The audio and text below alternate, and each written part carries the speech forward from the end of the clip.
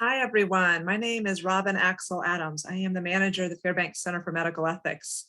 We know that people are still coming into the lecture, but we're going to go ahead and do our introduction so that we can give Dr. Head plenty of time in order to share with us all the information she has to share. So thank you for joining us remotely in our off-schedule lecture. January is always obviously not the first Wednesday of the month, so we're glad that you're here. We have made the decision that our February lecture will be 100% virtual. So we're going to wait and see how our numbers look for March. But that lecture is just 2 weeks away because in February, we are back to our first Wednesday of the month. So look for that invitation and the registration for that lecture to come out today. And just as COVID continues to spread in our world, we just want to say a huge thank you to our frontline healthcare workers and know that they are doing a yeoman's job. A few preliminaries today. We have become masters of Zoom, and yet we know that there are still technical issues. So please bear with us if anything pops up. This webinar is being recorded and will be available at the fairbankscenter.org within the next week. These recordings are eligible for CE for 30 days and for CME for 12 months. And so please send this information out to anyone who you know might need some CE or CME. You will also receive a link in your evaluation for CE and CME tomorrow at the email address that you used when you registered for this webinar. And please do fill out the evaluation even if you don't need the credit, because this helps us not just track our attendance, but it also helps us provide some great feedback and helps us think about lectures for the future. Just to let you know, the Q&A box is available for you to post questions. However, I will not be giving Dr. Head any of those questions until the end of the lecture. And if Dr. Head is not able to respond to all of those, we will find a way to get her to connect with whomever is asking those questions. And also that Dr. Head has no financial conflicts of interest to disclose. So let me just move on to her introduction because you want to hear the wonderful information that she has to share. So Katharine Head is an associate professor at the Department of Communication Studies at IUPUI, and she's the director of the PhD program in health communications and is an affiliate faculty member with the Fairbanks Center for Medical Ethics.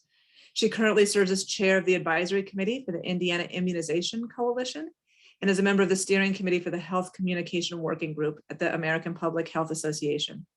Her research focuses on health and medical communication, and much of her scholarship has focused on vaccine hesitancy and vaccine promotion. She earned her PhD in communication from the University of Kentucky in 2013 with a minor concentration in public health. And so, Katie, we're just so glad that you are going to join us and share with us today. So I turn the floor over to you. Thank you so much. Thank you, everybody, for being here today. I really appreciate you coming and spending some time to learn about this topic. I've been researching and studying vaccine hesitancy for a really long time, and I really come at it from this communication perspective, which you'll learn about today. So as you already know, the title of the talk is Vaccine Hesitancy in the Time of COVID, what it really is and what we can do about it. I want to thank the Center for Medical Ethics for inviting me today to give this talk. I don't have any significant disclosures, and you've already seen the overview of what we're going to talk about today. We'll sort of define vaccine hesitancy, we'll really understand what it is, and then we'll dive into looking at vaccine dis and misinformation. We'll look at some examples of vaccine hesitancy in different contexts, and then we'll end the day with, I think, what you're probably most interested in, what we can do about it. So let's dive in. It's always good to start with a definition, and my students are always probably rolling their eyes at me, but we always have to start with a strong base of understanding before we can take the next step to do something. So what is vaccine hesitancy? Well, the World Health Organization brought together a bunch of scholars to really study this issue and decide what is it? How can we approach it? So vaccine hesitancy refers to a delay in acceptance or refusal of vaccination despite availability of vaccination services. It is complex, it is context-specific, varying across time, place, and vaccines, and it's influenced by those 3 C's that we're going to talk about. I want to draw your attention to that first highlighted box.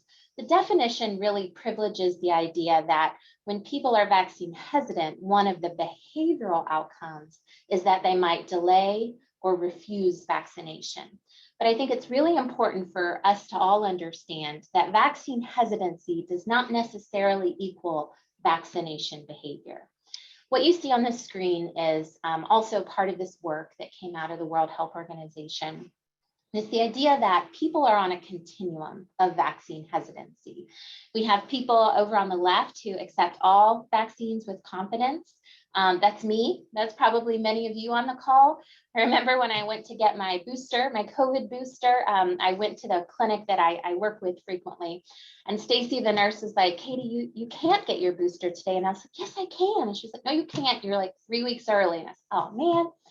And then on the very other end, on the right side, we have those people who are refusing with conviction, right? Their minds are set. But the majority, right, of our vaccine hesitant people right here in the middle are people who are varying in their levels of hesitancy, their perceptions of the vaccines, and what they might do about it, whether they might get the vaccine. And we spend a lot of time sort of studying and developing strategies for people that are in this red middle box. So let's spend a little bit of time looking at those 3 C's. And this really is going to help us lay the foundation for understanding where vaccine hesitancy is coming from. So it's kind of an easy way to remember it. So what are the 3 C's? The first is confidence. So this bubble is about our confidence in the vaccine themselves. Do we think that the vaccines are effective? Do we think they're safe? Are there going to be side effects? We've heard a lot about that during COVID. Do we have trust in the system that delivers these vaccines? So the healthcare industry, the public health industry, our own healthcare providers. And do we have trust in the motivations of policymakers? So we've seen a lot during COVID. The public has been very much paying attention to things like clinical trials and the FDA and the ACIP, right? So sort of this policy regulatory level of vaccination. The second C is called convenience. And this is the idea that we perceive that vaccines are available to us, they are affordable, they are accessible in my community. And the last C is what we call complacency. So this doesn't mean that people are lazy. As a communication scholar, maybe you would have advised them on a slightly different term. But complacency has to do with how we think about risk in our lives. And so complacency is the perceived risk of this vaccine preventable disease is probably low. So we are complacent in the idea that we don't need to alleviate that risk because we don't think it's a big risk. One of the things I want you to notice about this diagram is that it is a Venn diagram. And so many of these circles are overlapping. We even have some overlap in the middle. And as we think about vaccine hesitancy in these very context-specific ways, we can see where these different ideas might overlap. We want to account for that. The other thing I want to point out is that you'll see that each one, the definition starts with the word perceived. These vaccines are available to us in the United States. There are some parts of the world where the vaccines aren't available, and that's a very different story. But when we have vaccination services available, vaccine hesitancy has to do with our perception of the system, the availability, right? The risk. It's how we perceive what's going on. So let's spend a little bit of time diving into each of these 3 C's in the context of COVID. I'm sure you can come up with your own examples, and if we were in person, I'd have you call them out. But I've pulled a couple of examples from the research literature and the news media to help us kind of see how this is playing out in COVID. So let's start with confidence. I think we could all probably assume that this is true, but this research shows that our confidence or our trust in some of our key public health groups in the United States is maybe not as high as we would want it to be. So you can see along that the rows list different key public health groups. So the Center for Disease Control, CDC.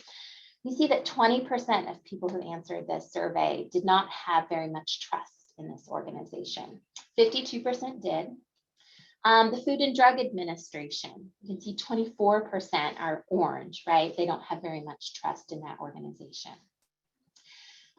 So we have to really understand if we have these groups that are responsible for developing, approving, and recommending vaccines, and many people in the public don't have trust, right, in these systems, that's a really important issue that we need to pay attention to. Also remember that confidence has to do with our confidence in the vaccine itself. And one of the perhaps biggest things that has emerged is people's lack of trust in the safety of this vaccine. It felt rushed. It felt, approved too quickly. And so in this survey, this is done by the US Census Bureau, it's called the Pulse Survey. And we're going to actually look at data from this a couple of times. This was done in early December of last year, so about a month ago. For adults 18 and over who did not get the vaccine, almost 50% of them were concerned about the side effects, and 42% of them don't trust the vaccine. So we have people who don't trust the system, people who aren't trusting the vaccine, right? So this perceived confidence is low for a lot of people. Let's look at a little bit about convenience. And convenience, if you'll remember, is about our perception that vaccines are available and accessible to us. One of the things that we saw very early in the pandemic, we've been working really hard to address, is that our low income, underinsured populations, our immigrant populations, were feeling like the vaccine was not accessible to them because we were asking for insurance cards, we're asking for driver's license, we're asking for ID. So we've done a lot of messaging to make sure that those subpopulations feel comfortable coming in and getting this vaccine. So some examples are, for example, the federal government sent out a memo reminding providers that the vaccine is free. They do not have to show ID. They can be uninsured. Now, we may still ask for those things because sometimes we're using that information to track the vaccines and who's getting it and where they got it, but it is not required. Any person living in the United States can get the vaccine. They don't have to have an ID. They don't have to have insurance. The New Mexico Department of Health did some great messaging: free, no cost to you, no ID necessary. Here's another one: regardless of your immigration status, you can get the vaccine. For some of our community organizations in the Indiana area, they've been working really hard to make sure our vaccine sites know this. I was just on a call the other day. One of the biggest and most popular places to get the vaccine here in Indiana is at the Indianapolis Motor Speedway, which is where the Indy 500 is. You can go get your vaccine, and it's kind of a fun place to go. It is managed by the National Guard, right? So there are these people in their army fatigues, and they're checking you in, right? It can feel intimidating. So our community organizations have gone in and made sure that it is a welcoming environment, that, they ask if you have an ID and an insurance card to provide it, but it's not necessary. Complacency, remember, has to do with our perception of this disease being a risk that we need to do something about. And in fact, a lot of our public health work and our theories about health behaviors have to do with how we think about risk motivating behavior. So this is from a survey that I was a part of that we did last year. It was a statewide survey of Indiana parents. And we were asking them about their likelihood to get their kids vaccinated as the vaccine was becoming available for children. So I want you to look at that top row. Across all of our participants, 45% said they had already gotten their kids vaccinated or they would. 42% said they definitely would not. And then our little middle 13% said they wanted to wait and see, okay? When we compared how people answered that question in light of believing COVID is a problem in their community, let me show you how the data changes a little bit. So if you look at the second row, if I believe that COVID is a problem in my community, if I said yes to that question, 75% of those parents were going to get their kids vaccinated. The third row is where people said, no, I don't believe COVID is a problem in my community. I don't believe that disease, right, is a problem. It's a threat. It's not a risk. 83% of parents who said COVID's not a problem were not going to get their kids vaccinated. So our perceptions of the risk of a disease really influences our behavior, right? Whether we're going to even take action to get a vaccine. Another thing and another data source that really helps highlight this is the idea that we're starting to see a lot of our populations make this risk comparison. And one of the things we've seen emerge particularly is people believing that the vaccination has more risk than the disease, right? So in this survey, they asked people, do you believe becoming infected with COVID is a bigger risk? Or do you believe getting the vaccine is a bigger risk? Okay. For those that were vaccinated, 88% thought becoming infected was a bigger risk. Like, I'm scared of COVID, I don't want to get it, I'll get vaccinated. But among those that were unvaccinated, you saw 55% of them, 53% of them believed getting the vaccine was a bigger risk, right? So if you think a vaccine is risky, right, you don't want to get it. You're worried about the risks of that, and that's going to affect your behavior. So that's where we can see sort of complacency and confidence coming into play. So let's spend a little bit of time talking about where our vaccine and vaccination beliefs come from. They don't just grow on trees or pop into our heads spontaneously. They come from the social environments and the information environments that we live in. So I'm going to spend some time talking about vaccine misinformation and disinformation, but I have some other terms I want us to really understand as well. And I want to start this part of the conversation by telling you about health literacy. This is probably a term many people on the call have heard of. If you haven't, this is an individual's ability to obtain, process, and understand health information so that you can make appropriate health decisions. And this includes being able to really understand and find accurate health information. One of the most important parts of health literacy is something called numeracy. This is our ability to see numbers about health, access that information, use it, interpret, and communicate that numerical information. And if you look at any news story about COVID, right, you're seeing statistics and numbers and charts and graphics. And so numeracy becomes really important in something like a public health crisis where we have a lot of data that's floating around.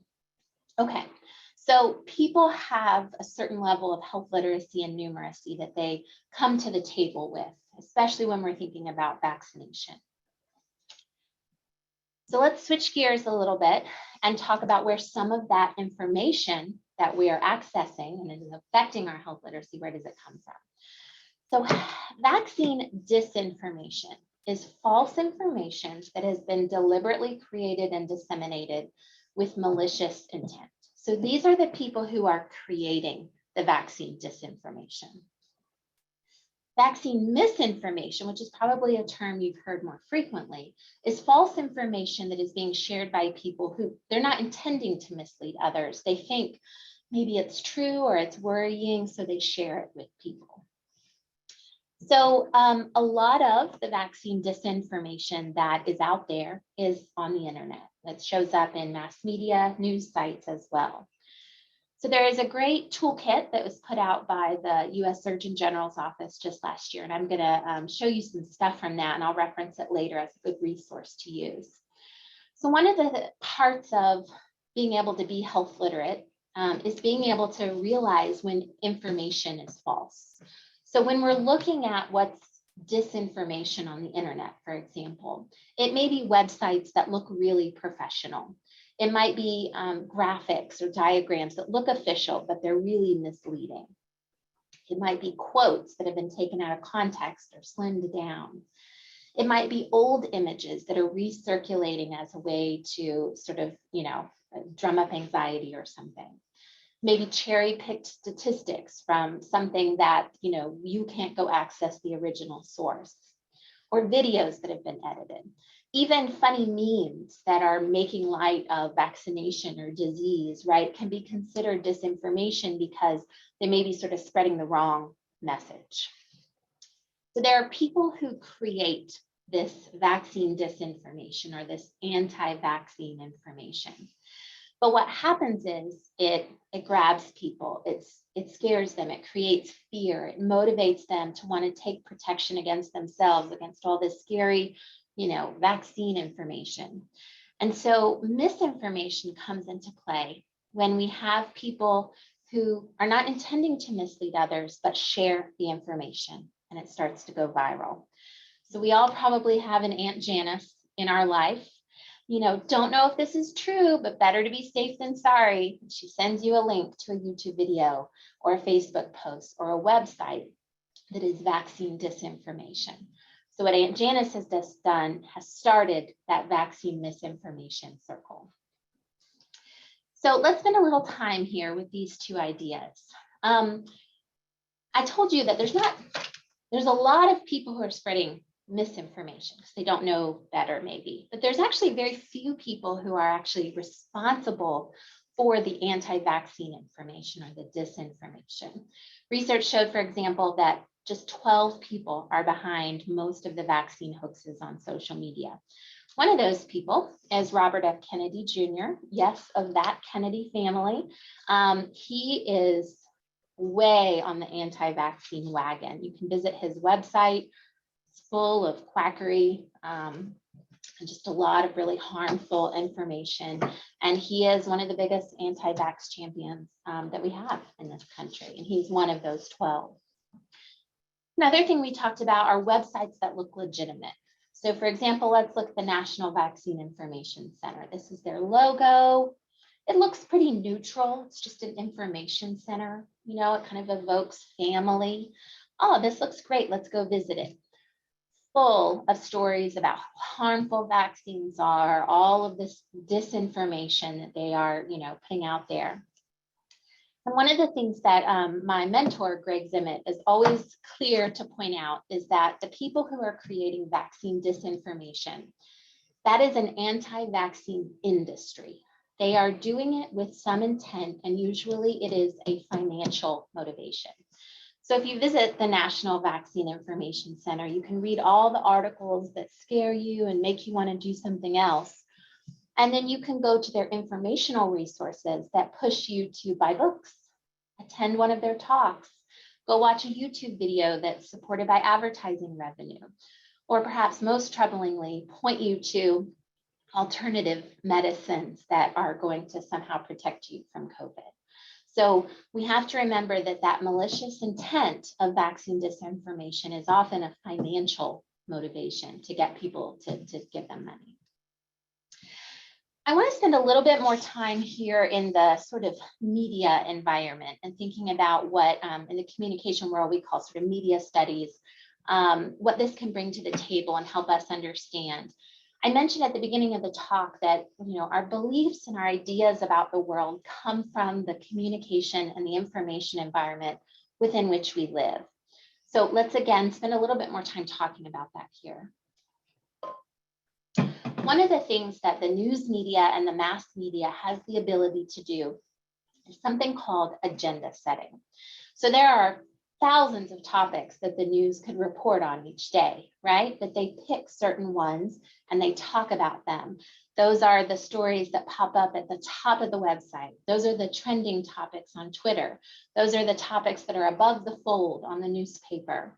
So this is the ability for the news media to really influence the importance and the awareness of topics that are out there. This can be positive, but it can also be negative.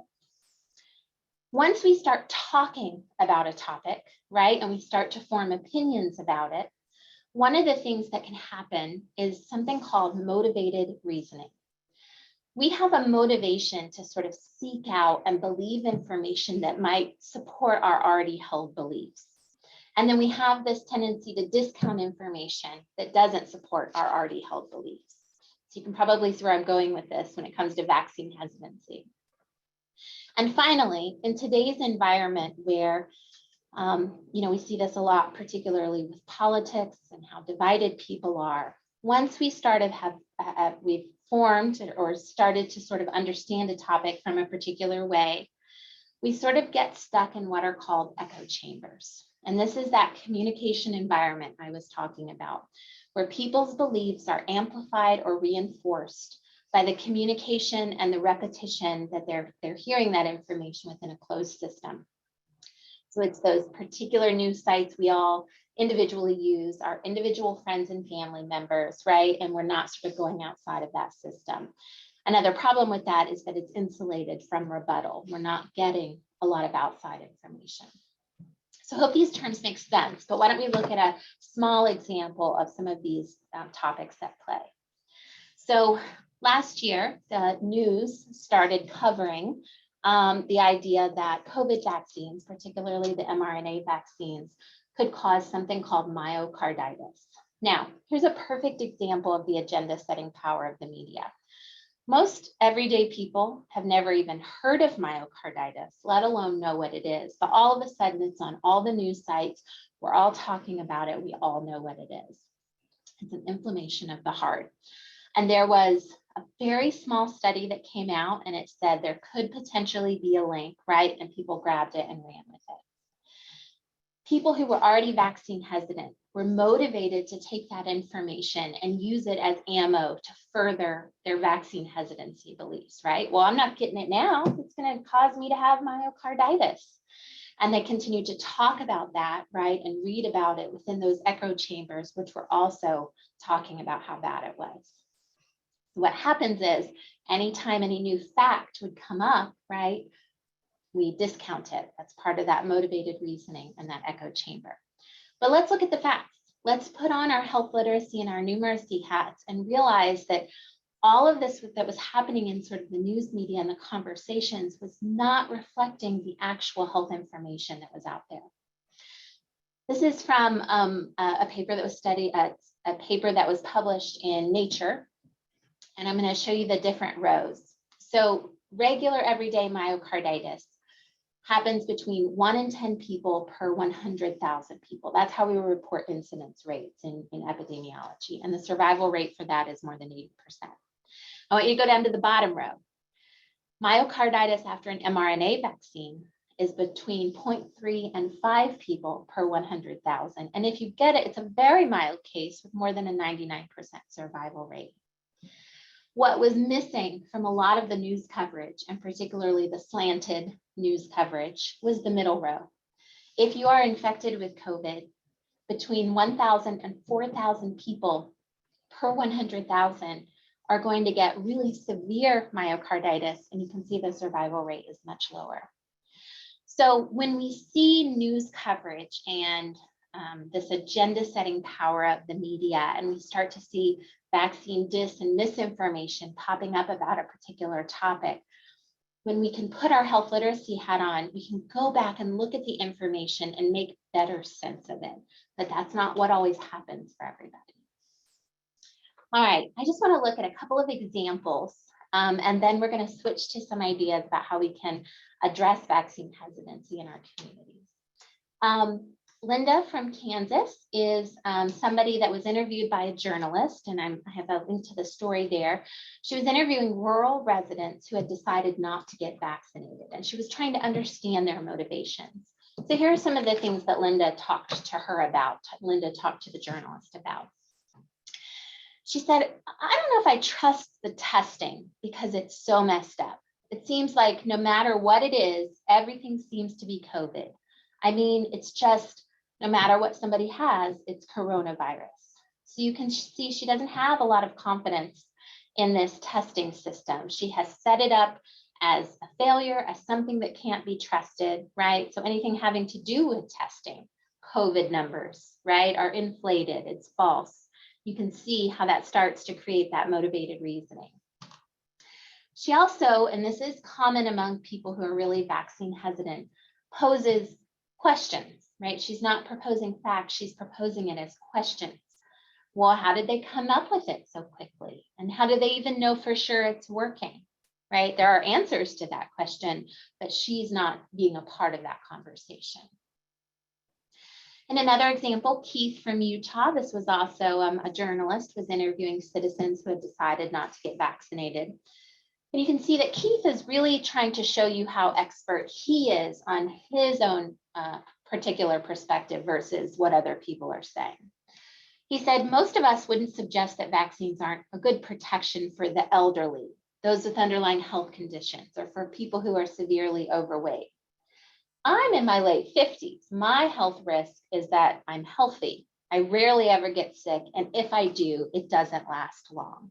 So you can see Keith is presenting this evidence, these beliefs that the vaccine is not necessary for him. He started to sort of build up these ideas in his head.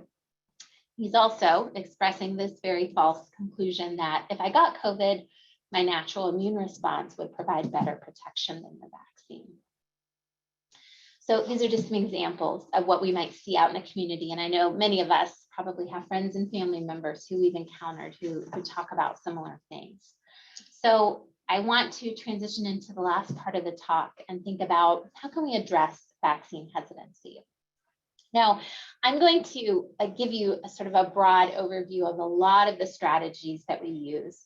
And in a 45-minute talk, I don't have time to dive into everything in depth. So if something really piques your interest and you want more information on it, or you want to talk more about it, please make a note and send me a message later. And I'm happy for us to talk maybe one-on-one more about that. So let's start with some don'ts, because that I think is a good place to start. The first is that we don't ever want to use a one-size-fits-all approach. Very early in the vaccine rollout, the National Institutes of Health put together this tip sheet, and it's phenomenal. It can be useful for anybody, from providers to public health workers to you, whoever you might be. And this was developed by a communication scholar, actually, who works at NIH, who I very much respect, Dr. Sylvia Chow. And it's just some clear do's and don'ts about how to talk about COVID vaccination with people. And the top of the list for the do's and the top of the list for the don'ts all have to do with this idea that we can't use a one-size-fits-all approach. We have to tailor our messages and our communication to the people we're talking to. I think we learned that when we were reviewing the definition of vaccine hesitancy. We really have to think about what people are thinking before we can think about strategies to address it. The other thing that you should not do, and this is true of any communication situation that you're in, is talk at people. One of the major snafus that's been happening with a lot of our public health agencies and our media coverage, and maybe people who think they're doing good, but they're not, is they're subscribing to something called the knowledge deficit model. And this is the idea that, well, if people are thinking something wrong, what if we just keep telling them the right information and we'll fill their heads up with correct information, and then they'll act the way they're supposed to? And this is not the way to approach vaccine hesitancy. This is not the way to approach most situations. So it's this idea that we have experts who are just sort of yelling information at our general public, and they are receiving the information. Again, wrong way to go. And one of the most important reasons this is the wrong way to go is because this information is not targeted to any specific audience. You haven't really understood what their concerns are or their sources of vaccine hesitancy. All right. Another important approach that we in the vaccine hesitancy and vaccine promotion world very much subscribe to is that you have to really understand the population, the vaccine, and the disease that you're working in. So let's look at some examples. HPV vaccination is one of my favorite vaccines. It literally prevents cancer. It's probably my favorite one to work on. And one of the things that we've been able to do over a lot of research studies and scholarship is we've been able to identify what are the top concerns and perceived barriers that parents have. HPV vaccination is best when it's given at age 11 and 12. So it's the parents who are really making that decision. So we can sort of predict what we know parents are going to have concerns about. So we can develop what are called tailored and targeted messages to address those concerns. So for example, on some research that I'm working on, we've developed these tailored videos. So we ask parents, what are your concerns? And then when they tell us, we have a video ready to go that can kind of go into depth about that particular concern. And then they can go right in and talk to the doctor, right? They can watch this video at the clinic, go right in to talk to the doctor and continue that conversation. And we found that that approach can really help with vaccine hesitant parents, addressing those concerns and then increasing intentions. Flu vaccination, perhaps the biggest issue with flu vaccination is people's perception of necessity. So we've got some complacency going on. Every year in the United States, between 45 and 50% of adults get the flu vaccine. We wish it was higher, but that's sort of about as good as we can get most years. How do we address this? Well, for some industries like healthcare, we mandate flu vaccination, but we also know that there are some approaches like community-led participatory approaches that can really have an impact. So one of the studies I cited was social media influencers going on and talking about flu shots, really influencing their followers to want to get vaccinated. Now, I want to pause here for a second and say, for the most part, flu vaccination in the past would vary by things like, we had some rural urban differences, we had some racial group differences, but for the most part, vaccination behavior in the past has never really been strongly predicted by political affiliation. A research team I'm on, we did a study very early in the pandemic, and we found that political affiliation was going to be one of the strongest predictors of COVID vaccination. And unfortunately, that came true. What's also happened is a little bit of a bleed over effect. So what we are seeing now is not only is political affiliation one of the strongest predictors of whether somebody has COVID vaccination, it's also affecting our flu rates. So for the first time ever, it used to be Republicans and Democrats generally equally got the flu vaccine. This year, there is a 20 percentage point difference in flu vaccination for Republicans and Democrats. So this is sad. It also points to the fact that we have to continue to study and be aware of what's going on with vaccination perception so that we can adjust our strategies. The last one is one of my favorite stories about vaccination, and that's whooping cough or pertussis. So newborn babies are really susceptible to pertussis. They aren't fully vaccinated until they're 6 months old, following the vaccination schedule, and their little baby lungs, right, just can't handle pertussis. It's really hard on them. And there was a lot of research done to see, like, what can we do about this? And one of the research findings across a lot of studies was that newborn babies were catching pertussis from all the loving family members who wanted to come and see the new baby and squeeze it and hug it and kiss it, right? And they were unknowingly passing pertussis on to newborns. In fact, the #1 risk factor for an infant catching whooping cough is the size of the family, the size of the extended family. So we knew that we could maybe appeal to this, what we call altruism, this idea that we're doing something to help others, or these normative social influences. And so a lot of campaigns, the CDC, other organizations have really pushed for vaccination of the pregnant mom, so she's passing on antibodies, and then sort of setting the boundary of, all right, you got to get your pertussis vaccine before you can come see the baby, for grandparents and cousins and aunts and uncles, so that we can create this cocoon around the baby. So it's one of the ways we can think about vaccinations being something we would do to protect others. But in this case, this is a very close social tie, right? It's a newborn baby in our own family. All right. One of the other strategies is population-specific strategies. We've been talking about tailoring and targeting. And one of the approaches we use is geographic locations as subpopulations. So the data on the screen is from that same US Census Bureau pulse survey we talked about earlier. And what they did is they went and they asked and they surveyed people in every state about their perceptions of the topics at the top. So I just want to show you a couple of comparisons. The first is the percentage of people in each state who were concerned about possible side effects. Look at the difference between California and Colorado. So our Colorado citizens are particularly worried about possible side effects of the vaccine. So that may give us a hint about some strategies we might want to employ. Not thinking that COVID is a very big threat. That goes back to that complacency issue. You can see the difference between Alabama and Alaska, right? So 39% of Alaskans don't think COVID is a big threat. The last one I want to show you is about not trusting COVID vaccines. So that goes back to that confidence issue. And I picked Florida and Georgia. You can see the box there at the bottom, because these are two states that are geographically very close to one another, right? They border each other. And yet you can see that there's a more than 20% point difference between Florida and Georgia, with 54% of Georgians not trusting COVID vaccines. So this sort of geographic differences really helps us to understand different targeting strategies we might need to use. A lot of the work that I do looks at urban-rural differences, right? And thinking about some of the geographic differences between those populations and what strategies we might want to use.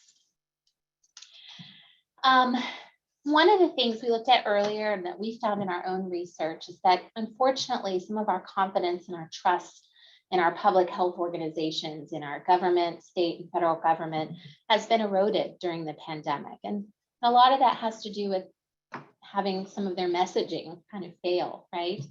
But one thing that has stayed constant is our trust in community leaders and our trust in grassroots organizations. So we're really lucky here in the state of Indiana to have someone called Chad Priest, who runs our American Red Cross for the state of Indiana. And as the vaccine was getting ready to roll out, he is at heart a community organizer. He brought together academic experts like me. He brought together community leaders. He brought together organizations that serve really vulnerable populations. And we have developed something called the Have the Talk campaign. And this again is out of Indiana, although I've heard recently the National Red Cross has adopted some of our stuff. The Red Cross doesn't have any vaccine to give, right? But they realize the importance of trusted community organizations in changing and creating positive norms around vaccination. So you can see some of the description here is harnessing the power of our human services work in the community. Having informal discussions about the vaccine normalizes the vaccination process, builds trust, it respects people's autonomy, and it can help accelerate the vaccination decision. So this Have the Talk campaign is huge and it keeps evolving. We've created videos to help facilitate community organizations having conversations with their members. We have billboards across the state. We have sample social media posts that organizations can use that have been translated into like 7 different languages. We have a lot of different community organizations who have jumped on and held events or Zoom town halls. Here are just a couple of our organizations across the state who are part of this coalition. So you can see the United Way, Gleaners Food Bank, even our library. So the idea that we can harness the power of trusted community leaders and organizations who are already working in communities, who already know the people that we are trying to serve, and partnering with them to do this kind of work is an incredibly important thing that we need to be doing during this pandemic and during sort of any public health initiative that we're approaching. Healthcare providers. You didn't think I was going to forget about you, did you? Healthcare providers, and particularly primary care providers, so pediatricians, family medicine, are the most trusted source of health information. Surveys upon surveys show this. They are also the most trusted source of vaccine information, and they are the most trusted source, especially when it comes to new and novel vaccines. So when the H1N1 situation was happening and they were developing vaccines, when HPV vaccination came out in 2006, doctors were the most trusted source of information about these new vaccines. When a healthcare provider gives a strong quality recommendation to get vaccinated, that is associated with higher vaccine uptake. And it's significant, right? And we know that across vaccinations. Communication scholars, public health scholars like me, we work a lot with training healthcare providers how to have these conversations and offer those strong recommendations. There are some do's and don'ts with that. Unfortunately, and I think this is something that we've all come to realize, is that the rollout of the COVID vaccine meant that most people were not going to their primary care provider's office for the vaccine. In fact, many of us weren't even going to the doctor regularly. And where healthcare providers make a particularly important impact is with vaccine hesitant patients. So they're in for something else and they say, oh, have you gotten your flu vaccine yet? Well, let's talk about it. So we were signing up to get the vaccine at the Motor Speedway. I think I went to Costco for one of my doses. And so the people who were ready to get vaccinated were signing up and going and getting it. But the people who were not ready to get it were sort of lost in the rollout. And we weren't catching them through our normal means of really relying on our healthcare providers to have those conversations and offer a strong recommendation. I think we're getting better at that. And even if you can't offer COVID vaccine in your clinic, or if you are, a healthcare provider who works sort of outside vaccination services, you can still offer really strong recommendations. One of the resources I recommend, if I could have written a vaccine hesitancy book, it would be this, is by Dr. Gretchen LaSalle. She's a doctor, but she very much approaches conversations about vaccination from a easy to sort of understand approach. And this book is great. It goes through different vaccines. It goes through history of vaccines and anti-vaccine movements. And there are even chapters with sort of how to talk about different topics of vaccination with your patients. So if you're looking for a good starter book, I strongly recommend this book. You can get it off Amazon. And she's also just a really good person. So I think, that's always important to understand. Her motives are very genuine and really wanting to make a difference in this area. All right, let's end with what you can do. Because I know a lot of us are not healthcare providers. We don't run huge organizations where we can do this sort of big public health work. But I think we all probably have encountered people in our everyday lives who are vaccine hesitant, who are nervous, who aren't sure if they should get the first dose or if they should get the booster. So I want to leave you with some tips and strategies to have those individual level conversations. So when we're talking with friends and family, the most important thing to do is to listen with empathy. We have to start from a place of empathy. We have to listen from a place that we want to understand. One of the things I teach my students, my communication students, is that listening is not just hearing the words coming into your ear. Listening is acknowledging concerns, paraphrasing back what you heard, offering nonverbal and verbal support. I always like to remind people, and we spent some time looking at those communication and information environments that people live in and where all those beliefs come from. If you believed that a vaccine was going to cause harm to your child or cause harm to you, you would be scared to get the vaccine too. You would be hesitant. And so we have to remember that these people who are hesitant maybe just need to talk about it. They need to have somebody empathetically understand what they believe. Ask open-ended questions. So, oh, where did you hear that? Or, tell me more about that. Ask permission to share information. We're not talking at people. We're not just sending stuff their way. We're having a dialogue where we are respecting people's autonomy. So asking that permission to share more accurate information is an important step. Help them to explore their why. People want to keep their families safe. They want to make good, informed decisions. They want to do the right thing. It just may be that they've kind of slightly gotten off track because of their perception of vaccination or misinformation that they've been exposed to. So explore shared values that you have together. Are we protecting really vulnerable family members? Are we taking care of that newborn baby because that's important to us? Do we value our community and getting back to work and having everybody be healthy and happy? It's also important that we share personal narratives. In a pandemic that has been overrun with statistics and numbers, and a lot of us struggle with understanding that, sharing why you decided to get vaccination, how you came to that decision. Healthcare providers too, it's really important to share those personal decisions with your patients. Can be really important. And last, encourage them to get vaccinated. Maybe it's as simple as they don't know how to go on the sign up website and really figure it out. So they've just sort of given up, right? Sometimes vaccine hesitancy is not this deep rooted distrust of vaccines. It's small little things that we can help people overcome so that they can make the decision to get vaccinated.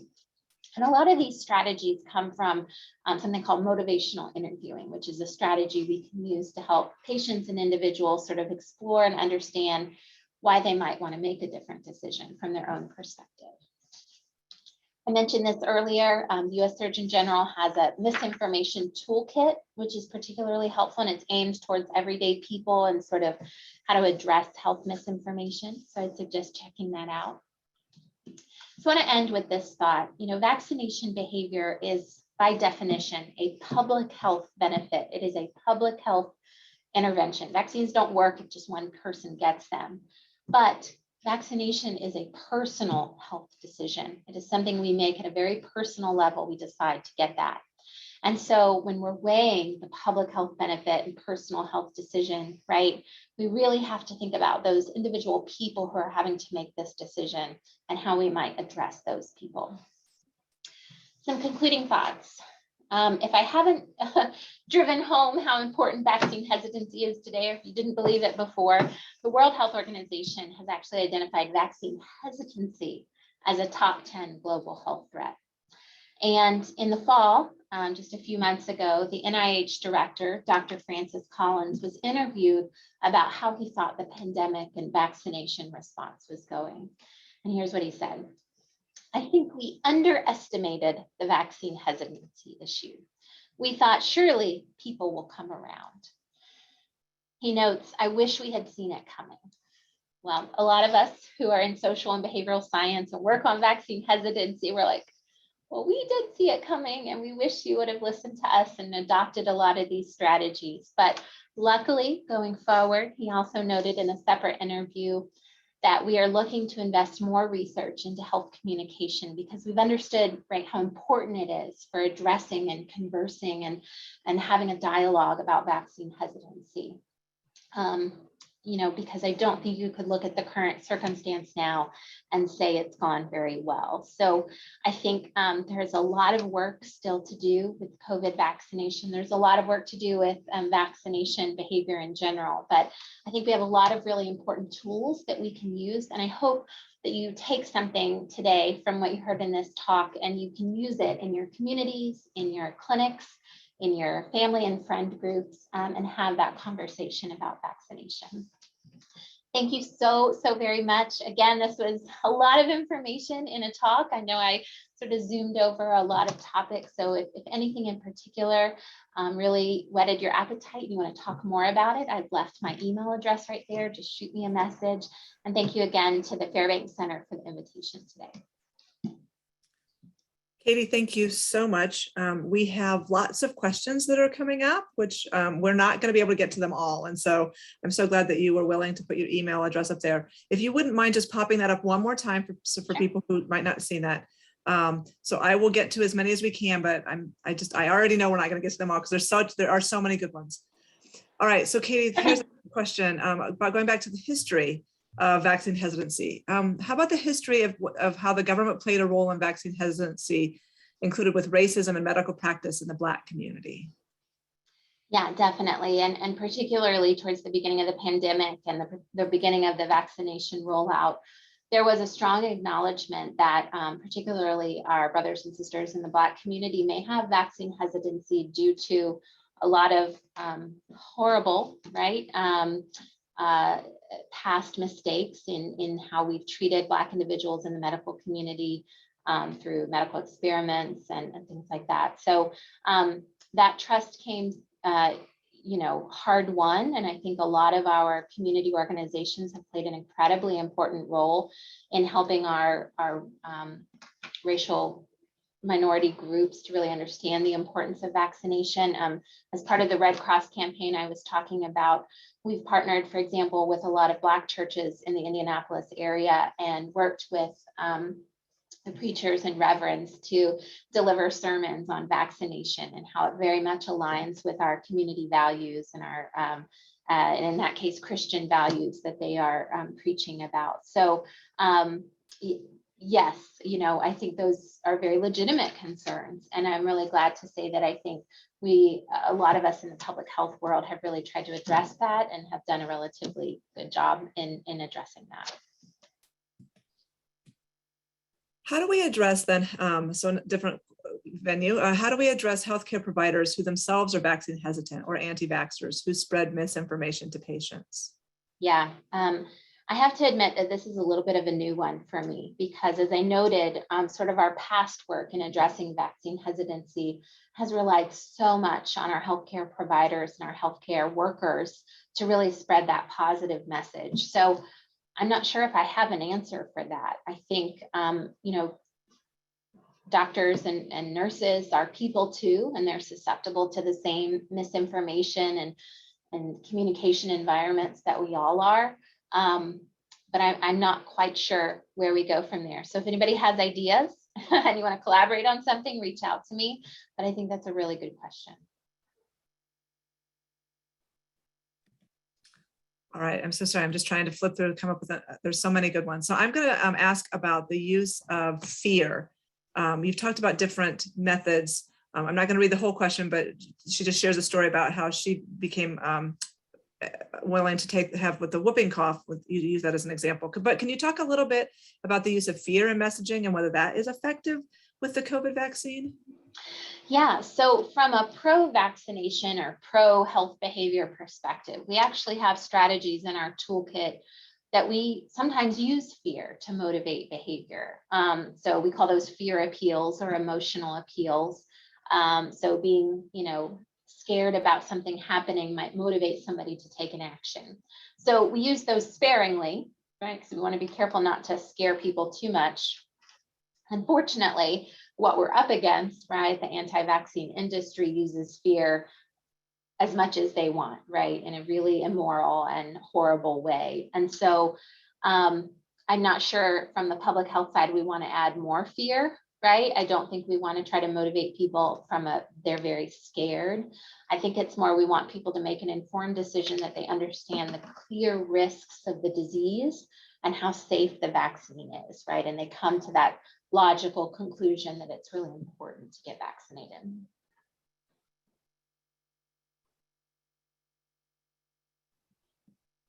Perfect. I think one of our questions and curiosities is around intelligence and helping us to understand like what drives super smart people's hesitancy towards the vaccination.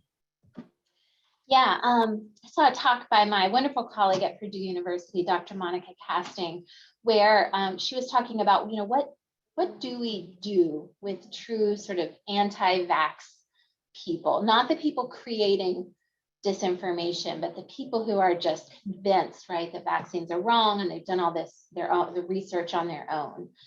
And in her talk, she was talking about the idea that many of these people are incredibly smart, right? They've been motivated to go find their own information.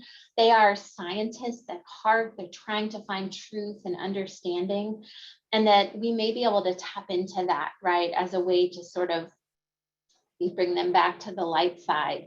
There's not a ton of work in that area because, like I said, a lot of our efforts are directed towards that middle group. The movable middle is what we call them. But I think there is a lot of work that can be done with those people who are smart and curious and have looked up all this information and have come to all these conclusions. It's just that they were looking at the wrong information and they came to the wrong conclusions. Katie, what about addressing hesitancy in the face of all of these breakthrough infections? Yeah, it's difficult. Why should I get vaccinated if I'm just going to go ahead and get COVID, right? People are having all these breakthrough infections. And the science is clear. And again, we are telling it from a statistics and numbers perspective. But people who are vaccinated and still get sick have a much more mild case of the disease, right? They're not getting hospitalized as much. They're not dying as much. Those statistics are clear, but I'm not sure that narrative or that message is making it to the people that we want to in a compelling way. So it's hard doing vaccine promotion and communication work. We kind of joke, we'll always have a job because it's just a very difficult task to try to approach. But I think that question is great, Robin, and I think we need to figure out a way to make sure that that information is accurately and in a compelling way delivered to the people who need to hear it. There are so many more questions we did not get to. I do want to let people know that if Dr. Head has said that if we would like to request the slides, that we can put them in a PDF and you can get those. I know that there's some questions about some of your sources and people would just love to see your sources. And so I saw that you had cited all of your sources at the bottom of your slides. So if people would like to know what Dr. Head's sources are, then they can ask for her slideshow in the PDF form. Thank you so much. We could continue to have this conversation for hours and hours. And I know that people have questions that we did not get to, and I apologize. So there is her information that you can reach out to her and answer her questions directly. When we were talking the other day, Katie, you also made mention of your Twitter account. Am I remembering? Yes, I am on Twitter. If people are tweeters, you're welcome to go to Twitter and post questions there. It's nice to sort of have conversations there. It's at Dr. Katharine Head, and you can see the spelling of my name right there on my little video. So it's at Dr. Katharine Head. Feel free to follow me or tweet at me on there. And Thank you, Rob. Katharine. So, Yes. Yeah. Perfect. All right. Well, if you're a tweeter, you can follow her and have a conversation in that way. So thank you everyone so much for attending and for being a part of this really great and challenging discussion. And we will see you in a couple of weeks as we learn about more communication challenges with talking with people who as physicians and patients. So we'll see everybody in a couple of weeks. Bye-bye.